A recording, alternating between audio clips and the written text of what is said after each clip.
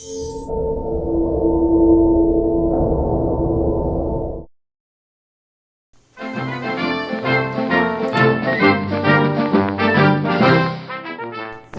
Mr. Murray, the iBook guy. And here's my questions. I have two, really. When did you get into the computer business and the computer selling business? And why? I know in your early video you said something about you liked the clamshell iBooks. But what are your main reasons? Thanks. So how did I get started selling iBooks? Well, it was really an experiment I performed many years ago. When I would look on eBay, I noticed that if you bought a clamshell that was more or less factory specifications, almost no memory, old operating system, small hard drive, and if you looked at one that had been upgraded, and if you compared the cost difference between what you could buy the plain Jane one for versus the upgraded one, and then you ran the cost of what it would cost to buy the memory and the hard drive to upgrade it, it occurred to me that there's profit margin. And so I bought, I think, 6 or 7 initially just to try it out. And sure enough, I made, I think, 20, 30 bucks, and it wasn't all that much, per unit, and it wasn't all that much work. So I kept doing it. And I made an effort to find the cheapest ones I could find, upgrade them and resell them. And when the clamshells became difficult to find, then I moved up to the G3 and G4, white iBooks, and then eventually onto the MacBooks. But by that point, I was buying them by the hundreds. As far as the clamshell goes, I just think it's a neat design. I don't know what else to really say. It's obviously very unique, and I like the way it has a handle. I like the colors. And I just like the way it feels. Like if you sit it in your lap and you're going to use it, I just like the way it feels. I think it was a really neat design, and it was from an era where Apple had just kind of reinvented itself, and it's kind of a unique piece of history. And I always wanted one really badly back in the late 90s when these things came out, but I couldn't afford one back then. They were extremely expensive, and I was broke. Hi, my question is, why did you decide to stop selling and repairing iBooks? So, why did I stop selling iBooks? Well, the simple fact is the supply dried up. I was getting them from vendors where I could buy them dozens or hundreds of them at a time, and they typically came from schools or businesses in an off-lease type scenario. But eventually any of the schools or businesses that were using them had already gotten rid of theirs by a certain point, and the supply just wasn't there for me. And I don't have time to try to find them, buy them one or two at a time from individuals. It's just too time consuming. The other problem with iBooks is the return rate had just exploded, and the main reason for that was because people weren't reading the information that I put on my eBay and Craigslist listings. And even though I would explain to people, hey, you can't run Hulu on these, you barely can run YouTube if at all on these, and many of the other things that they just weren't capable of doing, primarily because Adobe Flash was so crappy, people wouldn't read it. They would buy it, and then they would be dissatisfied with the computer, mainly because of Flash, or let's say the poor performance of Flash. People couldn't play their Facebook games, they couldn't watch Hulu or Netflix or YouTube or any of that kind of stuff. And even though I was very specific, and I always tried to point that out to people before they bought them, it didn't matter. They didn't pay attention. And then they wanted to return it. And eBay's return policy has become ridiculous. If a customer wants to return something, it doesn't matter. All they got to do is say it. They say item does not match description. And even though that's false, even though they're totally lying, eBay will force me to take it back and charge me not only for the shipping that to ship it to them that the customer originally paid, they also force me to pay for the shipping to return the product. So if I sell an iBook and I make, if I'm lucky, 30 bucks profit, and then the iBook comes back and I've got to pay $40 worth of shipping because some idiot didn't read it, it's extremely unprofitable. So that's the two main reasons I quit selling iBooks. Of course, I switched over to selling MacBooks and Mac Minis for a while, for a couple of years, and the big problem with that was they just became unprofitable as well. The profit margin was $20-30 on those for me too, and it got to where it was just too much work for the amount of profit that I made, and so I've just moved on to other things. Mr. The iBook Guy. Ich habe eine Frage, und zwar kann man ein MacBook Pro von 2006 mit folgenden Gehäuseschäden noch retten oder muss man gleich ein neues Gehäuse kaufen? Man sieht hier eindeutig, wie jemand mit einem Schraubenzieher probiert hat, das Notebook aufzuhebeln. Ich danke dir auf jeden Fall für deine Antwort. Es kann möglich sein zu reparieren. Wenn Sie es zu zerlegen, können Sie wahrscheinlich biegen Sie es zurück. Aber ich glaube nicht, dass es jemals wieder wie neu aussehen. Hi David. So, what is it that inspired you to join YouTube in the first place? Well, since I'm kind of an entrepreneur, obviously money was part of that equation. The main thing that I was trying to do originally was I had created a website and I was trying to sell computers and equipment directly from that website. That way I could save an enormous amount of money paying those eBay fees.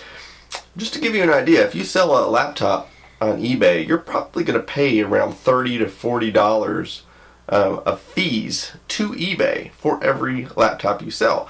So that really digs into your profit margin heavily. And so when I created the website, I was looking for ways to drive traffic to the website.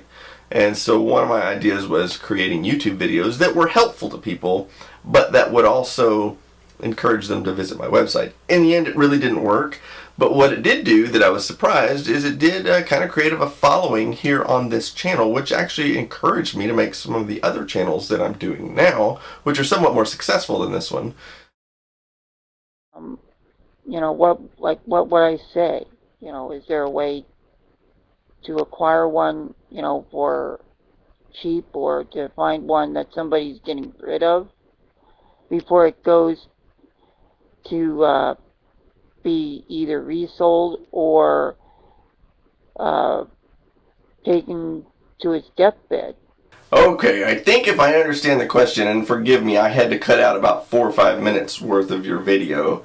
I think if I understand your question, you're wanting to know where you can find cheap iBook G3s, G4s, because you know that some people just throw them in the trash, and other people sell them for seemingly, I guess, a lot of money. And there is truth to that.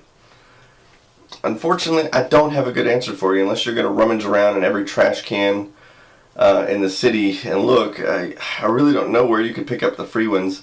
You know, you can obviously check Craigslist and eBay every day, and if you make a habit of it, you'll find a cheap one. You know, when I was doing the business, that's one of the things I would do is I would just scour eBay and Craigslist every day to find somebody who was selling either broken ones or non-upgraded ones, and nobody seemed to want them, so they would go extraordinarily cheap, and then I would buy them, fix them, or upgrade them, or both, and resell them. Alright, I'll take an opportunity to answer a few of the quick questions that people left in comments that were too lazy to send me a video. Isamu7 The Hague, I think that's how you pronounce that, wanted to know if I make any money off of YouTube. I do make a little bit, because I do run the ads on there. It's not a huge amount. Some of my videos make $1 a month. I think I have a few make a little more than that, but not a lot. But I do have a lot of channels. Well, sorry, I have 2 channels, well, actually 3 channels, and I have many videos per channel, so, I mean, it adds up to a little bit of money, but it really isn't profitable because I'm often spending money to make the videos. So I would call it revenue, but not necessarily profit. You also wanted to know what kind of work I do. My day job is an IT administrator. That's pretty boring. Windows computers, servers, workstations, that kind of stuff. That's what I work on during the day. You also asked how long I've been married and if my wife was also a geek. We have been married for 16 years, and my wife is partially geek. More geek than most women, but I know a lot of women that are geekier than her, so give or take. Yash241 wants to know what's a good starting Mac to get started on video editing. Well, the sad news is you're probably going to spend more money on video editing software than you are on the Mac itself. The only real contender out there is, of course, Final Cut Pro, and it's not cheap.